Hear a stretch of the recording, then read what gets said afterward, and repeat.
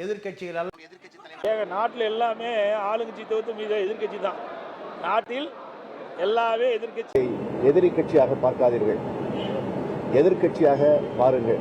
இந்த எதிர்க்கட்சி இருக்கான்ல, நடந்து தமிழகத்திலே ஒரு மனிதன் கட்சியை நடத்தி இருக்கின்றார் என்று சொன்னால் அந்த புகழ் பெயர் எல்லாமே நம்முடைய மதிப்பு மிகுந்த ஐயா குமரி ஆனந்தன் அவர்களுக்கு மட்டும்தான் அது பொருந்துங்க. ஒரு தேசிய பேரியக்கத்தில் காங்கிரஸ் கட்சியில் மூத்த தலைவராக இருந்து 5 முறை சட்டமன்ற உறுப்பினராக, 1 முறை பாராளுமன்ற உறுப்பினர்களாக, அகில இந்தியாவில் அந்த காலகட்டத்திலிருந்து இன்னைக்கு வரைக்கும் எல்லா தலைவர்களுடைய அன்பையெல்லாம் பெற்று ஒரு சிறந்த மனிதராக வாழ்ந்து 93 வயதில் நேற்று நம்மை விட்டு பிரிந்து சென்றிருக்கின்றார். இந்த நேரத்தில் பாரதிய ஜனதா கட்சியினுடைய பொறுப்பாளராக, தமிழகத்தினுடைய பொறுப்பாளராக இருக்கக்கூடிய மதிப்பு மிகுந்த சுதாகர் ரெட்டி அவர்கள், தேசிய தலைவர் ஐயா நட்டா அவர்கள் நேற்று நம்முடைய அக்கா தமிழிசை சவுந்தரராஜன் அவர்களுக்கு இரங்கல் செய்தியை கடிதம் மூலமாக தெரிவித்திருந்தார்.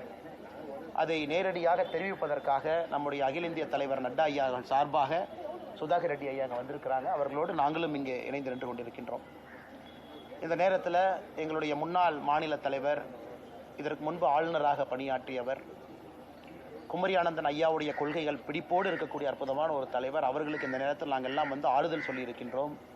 அவங்க தைரியமாக இருக்கிறாங்க. ஏன்னா குமரி ஆனந்தன் ஐயாவுடைய வாழ்க்கையை பொறுத்தவரை இது கொண்டாடப்பட வேண்டிய வாழ்க்கை. ஒரு நாள் நம்ம அழுவுறோம், துக்கம் அனுசரிக்கிறோம்னா கூட அது 2வது நாளிலிருந்து கொண்டாடப்பட வேண்டிய வாழ்க்கை. அப்படிப்பட்ட வாழ்க்கை இது. அதனால் நிச்சயமாக தமிழகம் நேற்று எல்லா கட்சி தலைவர்களுமே சித்தாந்தத்தை மறந்து எல்லாவற்றையும் தாண்டி குமரி ஆனந்தன் ஐயாவுடைய மறைவில் நேற்று ஒன்றாக இணைந்திருந்தார்கள். எல்லோருக்கும் பாரதிய ஜனதா கட்சி சார்பாக எங்களுடைய நன்றிகளை தெரிவித்துக் கொள்கின்றோம். இரங்கல் செய்தி அளித்த எல்லா கட்சியினுடைய தலைவர்களுக்கு, எல்லா பொதுமக்களுக்கும், அவருக்காக கண்ணீர் சிந்திய எல்லா விசுவாசிகளுக்கு, நல்லவர்களுக்கு, ஆண்டோர்களுக்கு, சான்றோர்களுக்கு பாரதிய ஜனதா கட்சி சார்பாக நாங்கள் நன்றியை இந்த நேரத்தில் காணிக்கையாக்கின்றோம். அதே நேரத்தில் இந்த கட்சி எப்பொழுதும் அக்கா தமிழிசை சவுந்தரராஜன் அக்காவோடு இருக்கும். நேற்றுலேருந்து தலைவர்கள்லாம் கூட இருக்கிறாங்க. நான் உட்பட, முருகன் ஐயா உட்பட எல்லோரும் வேறு வேறு பணியில் இருந்தோம். நேற்று ராஜ்நாத் சிங் ஐயா அவர்கள் வெல்லிங்டன் வந்தாங்க, முருகன் ஐயா அந்த பணியில் இருந்தாங்க. நான் ஏற்கனவே கர்நாடகாவில் மேங்களூர் உடுப்பி பகுதியில் கட்சியினுடைய நிகழ்வுக்காக அங்கே சென்றிருந்தேன். அந்த பகுதியில் நாங்கள் இருந்தோம். அதனால் இன்றைக்கி எல்லோரும் ஒன்றாக இணைந்து வந்திருக்கின்றோம். நம்முடைய அகில இந்திய தலைவருடைய செய்தி, இரங்கல் செய்தியோடு சுதாகர் ரெட்டி ஐயா வந்திருக்கிறாங்க. ஆனால் நிச்சயமாக அக்கா அதிலிருந்து மீண்டு வருவாருங்கின்ற முழு நம்பிக்கை எங்களுக்கு இருக்குது.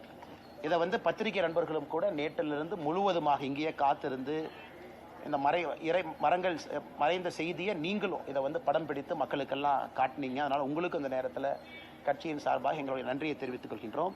கேள்வி இருந்தால் கேளுங்கன்னா பதில் சொல்கிறோம். மத்திய உள்துறை அமைச்சர் அமித்ஷா வர்றாங்க. இந்த பயணத்தின் போது புதிய மாநில தலைவர் அறிவிப்பு இடம்பெறதுக்கான வாய்ப்பு இருக்குதா? அதிமுகவோட சந்திப்பு நல்ல, அதாவது நம்முடைய மத்திய உள்துறை அமைச்சர் திரு அமித்ஷா அவர்கள் வருவது உறுதி. இன்னைக்கு சாயந்தரம் வர்றாங்க, 10:30 மணிக்கு வர்றாங்க. நாளை சாயங்காலம் வரைக்கும் இருக்காங்க, அது உறுதி. மற்றபடி எதுக்கு வந்திருக்கிறாங்க அப்படிங்கிறதெல்லாம் நாளைக்கு நாங்கள் பத்திரிகை நண்பர்கள்ட்ட நாங்கள் சொல்கிறோம். அதிகாரப்பூர்வமாக நாளை உங்களை நாங்கள் சந்திக்கின்றோம், நாளைக்கு சொல்கிறோம். இது மாநில தலைவருடைய நிகழ்வுக்கும் அமித்ஷாஜி அவருடைய வருகைக்கும் சம்பந்தம் இல்லை. அவர்கள் வந்திருப்பது கட்சியினுடைய தலைவர்கள் எப்பவுமே சந்திப்பாங்க. பீகார் இதற்கு முன்பு ஒரு 4 நாட்களுக்கு முன்பு உள்துறை அமைச்சர் ஐயா அமித்ஷா அவர்கள் பீகாரில் இருந்தாங்க. கூட்டணி கட்சி தலைவர்கள்லாம் சந்திச்சாங்க. அரசியல் நிலவரம் எப்படி இருக்குது, என்ன நடக்குது அப்படிங்கிறதெல்லாம் கேட்டு தெரிஞ்சுக்கிட்டாங்க. இன்றைக்கி தமிழகத்திலும் அதே போன்ற ஒரு பயணமாகத்தான் நீங்கள் பார்க்கணும். முறைப்படி நாங்கள் நாளைக்கு உங்களை பத்திரிகை நண்பர்களை கட்சியின் சார்பாக நாங்கள் சந்திக்கும் பொழுது உங்கள் கேள்விகளுக்கு சம்பந்தமாக நாங்கள் பதிலளிக்கின்றோம். தமிழக முதலமைச்சர் நீட் தொடர்பாக அனைத்து கட்சி கூட்டம் நடத்திட்டு தொடர்ச்சியாக சட்டப்பூர்வம் நடத்தினா நீட்ல இருந்து தமிழகம் விலக்கு பெறும் அப்படின்னு சொல்லிட்டு இது தீர்மானம் நிறைவேற்றிருக்காங்க. தீர்மானத்தை ஆனால் இது புதிது கிடையாது. இதற்கு முன்பு கூட தீர்மானம் நிறைவேற்றினது, அது புதிது கிடையாது. அந்த நிறைவேற்றப்பட்ட தீர்மானம் உங்களுக்கு தெரியும், அது ஆளுநர் ஐயா கிட்ட போகும் பொழுது ஆளுநர் அவர்களுக்கு அதில் அதிகாரம் கிடையாது. அது நியாயப்படி அவங்க ஜனாதிபதிக்கு தான் அனுப்பணும். காரணம், அகில இந்தியா முழுவதும் இருக்கக்கூடிய ஒரு பரீட்சை. ஸோ ஜனாதிபதிக்கு தான் அது போகுது. ஏற்கனவே ஜனாதிபதி அவர்களை பொறுத்தவரை Christian medical college Vellore, CMC Vellore, அந்த கேஸ் சுப்ரீம் கோர்ட்டால் நிறைவு செய்யப்பட்டிருக்கிறது. அந்த கேஸ்லேயே சுப்ரீம் கோர்ட் ரொம்ப தெளிவாக சொல்லியிருந்தாங்க, நீட் கொண்டு வருவதற்கு மெடிக்கல் கவுன்சில் ஆஃப் இந்தியா அவங்களுக்கு உரிமை இருக்கா, முழுசாக இருக்குது. நீட் யாருக்காவது பாதிப்பு ஏற்படுத்துதா, இல்லை. இந்த கேள்விக்கெல்லாம் சுப்ரீம் கோர்ட் பதில் அளிச்சிருந்தாங்க. அதன்படி தான் ஜனாதிபதி அவர்கள் இதற்கு முன்பு மாநில அரசு அவங்க அனுப்புனதெல்லாம் நிராகரித்து திரும்ப அனுப்பியிருக்கிறாங்க. அதனால் எங்களை பொறுத்தவரை தமிழக மக்கள், மாணவ செல்வங்களுக்கு நீட் நல்லது தான் செஞ்சுக்கிட்டு இருக்கு. நிறைய மாணவர்கள் நீட் மூலமாக நடுத்தர குடும்பத்தை சார்ந்தவங்க, பின்தங்கிய வகுப்புலேருந்து வர்றவங்கெல்லாம் நீட் மூலமாக அரசு மருத்துவக் கல்லூரிக்கு போயிட்டு இருக்கிறாங்க. அதை நம்ம பார்த்துக்கிட்டு தான் இருக்கோம். ஏன் போன ஆண்டு இதற்கு முன்பாண்டு எல்லாமே டாப் 10 ஆல் இந்தியா ரேங்க் 1 எல்லாமே தமிழ்நாட்டிலேருந்து வந்திருக்கிறாங்க. அதனால் இன்னைக்கு வந்து நீட் விவாதம் என்பது தேவையற்ற ஒரு சப்ஜெக்டாகத்தான் பாரதிய ஜனதா கட்சி பார்க்கிறோம். அதனால தான் நேற்று நடந்த அனைத்து கட்சி கூட்டத்திற்கு கூட கட்சியின் சார்பாக யாரும் பங்கேற்கவில்லை. தமிழக ஆளுநர் வந்து தமிழக அரசினுடைய நடவடிக்கைக்கு எதிராக இருக்காங்கன்னு குற்றச்சாட்டு சொல்லியிருந்தாங்க. இந்த 10 சட்ட மசோதாவுக்கு இப்போ சுப்ரீம் கோர்ட்டில் போயிட்டு அப்ரூவ் வாங்கியிருக்கிறாங்க. இது ஆளுநருடைய செயல்பாடுகளை இன்னும் கடுமையாக ஆளுநருக்கு ஒரு பின்னடைவு நினைக்கிறீங்க? அண்ணா, அது பின்னடைவுன்னு நான் பார்க்கலீங்கண்ணா. குறிப்பாக ஆளுநரை பொறுத்தவரை இந்தியாவில் பல முக்கியமான தீர்ப்புகள் ஆளுநருடைய பதவியை பொறுத்து, அமைப்பு பொறுத்து, ஒரு கான்ஸ்டிடியூஷனல் டெமோக்ராட்டிக் ரிப்பப்ளிக்கில் பல முக்கியமான தீர்ப்புகள் வேறு காலகட்டத்தில் வந்திருக்கு. டிஸ்மிஸில் பொறுத்த வரைக்கும் 356 பயன்படுத்தலிருந்து நிறைய விஷயங்களை பார்க்குறோம். நேற்று உச்சநீதிமன்றத்தினுடைய தீர்ப்பும் ஒரு முக்கியமான தீர்ப்பு தான். அதை நம்ம ஏற்றுக்கல அப்படிங்கிறது ரெண்டாவது. அதில் வந்து உச்சநீதிமன்றத்தை பொறுத்தவரை ஆளுநருடைய டெசிஷன் மேக்கிங் பவர்ஸுக்கு கால நிர்ணயம் வைத்திருக்கின்றார்கள். எப்போ 1 மாதம் எடுத்துக்கலாம், எப்போ 3 மாதம் எடுத்துக்கலாம், எப்போ வந்து ஜனாதிபதிக்கு அனுப்பலாம், எப்போ வந்து ஆளுநர் அவராக சுயமாக முடிவெடுக்க முடியும், 2வது முறை சட்டப்பேரவையில் மசோதா நிறைவேற்றினா எத்தனை மாதம் நீங்கள் வச்சுக்கலாம், 1 மாதம் 3 மாதம் நேரம் கொடுத்துருக்கிறாங்க.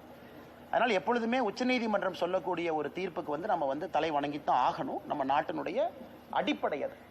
அது மட்டும் இல்லாமல் உச்சநீதிமன்றம் நேற்று தன்னுடைய ஸ்பெஷல் பவர்ஸ், உச்சநீதிமன்றத்துக்குன்னு சில ஸ்பெஷல் பவர்ஸ் கான்ஸ்டியூஷனில் இருக்குது.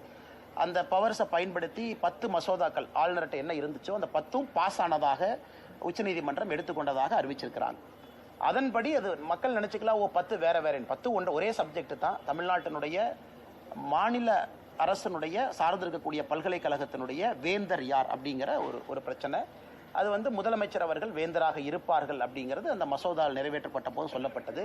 அந்த 10 அவ்வளோதான். Fisheries university, Tamil Nadu agri university, எல்லாம் ஓப்பன் யூனிவர்சிட்டி எல்லாத்துக்கும் சேர்த்து அது வந்திருக்கு. பாரதிய ஜனதா கட்சியை பொறுத்தவரை உச்சநீதிமன்றத்தினுடைய எல்லா தீர்ப்பையும் நம்ம அனைவரும் ஏற்றுக்கொள்ள வேண்டும், அப்படித்தான் பார்க்கிறோம். அதே நேரத்தில் எங்கேயும் மாநில அரசு அத்துமீறும் போது ஆளுநர் கேள்வி கேட்கக்கூடாதுன்னு உச்சநீதிமன்றம் எங்கேயுமே சொல்லலை. ஆளுநர் தொடர்ந்து தன்னுடைய கடமையை செய்வாங்க. அதில் ஒரு பவர்ஸ்க்கு வந்து கால நிர்ணயம் சொல்லியிருக்கிறாங்க. 1 மாதம் என்ற 3 மாதம் என்ன அப்படிங்கிறது அப்படிதான் நாங்கள் பார்க்குறோம். தேசிய ஜனநாயக கூட்டணியில் இருக்கக்கூடிய பாமகவில் அதோட தலைவரை நீக்கிட்டு செயல் தலைவராக மாற்றிருக்காரு திரு ராமதாஸ். இது கட்சிகள் ஒரு குழப்பத்தை ஏற்படுத்த நினைக்கிறீங்களா? அவங்களுடைய கட்சியினுடைய உட்கட்சி அவங்களுக்குள்ள இருக்காங்கன்னா பலமான கட்சி. இதை வந்து நாங்கள் பாரதிய ஜனதா கட்சியிலேருந்து கருத்து சொன்னால் அது சரியாக இருக்காது என்று நினைக்கின்றோம். நிச்சயமாக எதாக இருந்தாலும் மதிப்பு மிகுந்த டாக்டர் ஐயா ராமதாஸ் அவர்கள், மரியாதைக்குரிய அண்ணன் அன்புமணி ராமதாஸ் அவர்கள் நல்ல ஒரு முடிவெடுப்பாங்க. தொடர்ந்து தேசிய ஜனநாயக கூட்டணியை வலுப்படுத்துவாங்க, தமிழக மக்களுக்காக தொடர்ந்து உழைப்பாங்க அப்படிங்கிற நம்பிக்கை எல்லோருக்கும் இருக்குங்கண்ணா. பாஜகவோட தயவுக்காக அதிமுக தனது ஆதரவை தமிழக மக்கள்கிட்ட இழந்து வருவது திருமாவளவன் விமர்சனம். அண்ணே, இது இன்னைக்கு நம்ம இந்த இடத்துல இருந்து அரசியல் பேசினா சரியா இருக்குமான்னு தெரியலீங்கன்னா. காரணம் வந்து நம்ம தமிழிசை அக்கா இல்லத்துக்கு வெளியிருந்து பேசுகிறோம். திருமாவளவன், அதனால் நான் கடினமான எந்த வார்த்தையை இன்னைக்கு பயன்படுத்த விரும்பலைங்கன்னா, திருமாவளவன் பொறுத்தவரை இது ஒரு அரசியல் பேச்சாகத்தான் நான் பார்க்கின்றேன்.